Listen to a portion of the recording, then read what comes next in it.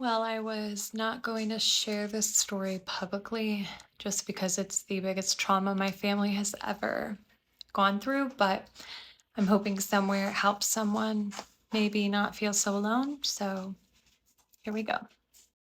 In January of this year, my husband and I had been living in our new house for about 2.5 weeks when I had gotten really sick with pneumonia. It had been about 6 or 7 days of me not feeling well, and about 3 days of me not sleeping because both Bentley and Hayden were teething, and Hayden was going through a sleep regression. Those last few days of me not feeling well, I had gotten about 6 hours of sleep over 72 hours, so it definitely wasn't enough for somebody who is sick and taking care of two kids full time. On January 7th, we put Bentley down for bed around 8 o'clock, and then we put Hayden to sleep around 9:15. About an hour later, I had gotten the things done that I needed to get done that night, and I then went to sleep.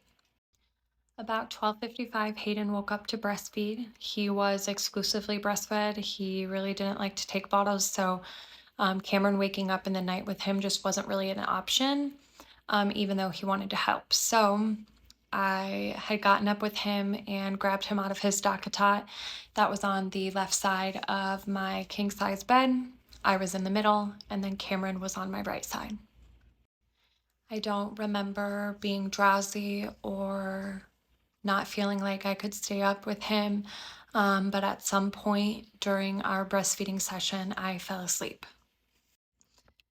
I was woken up to the sound of Cameron saying Hayden's name, and when I looked at him, he was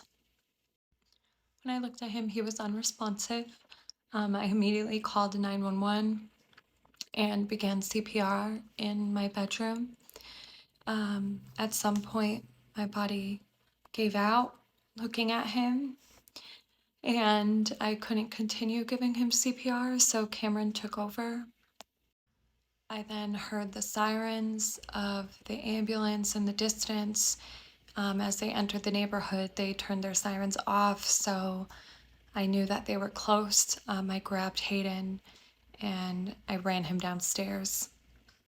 Thinking back, I know that probably wasn't the best thing to do, and continuing CPR would have been best for him. But in the moment, you're not really thinking about anything except for your child. So I'll make a part two.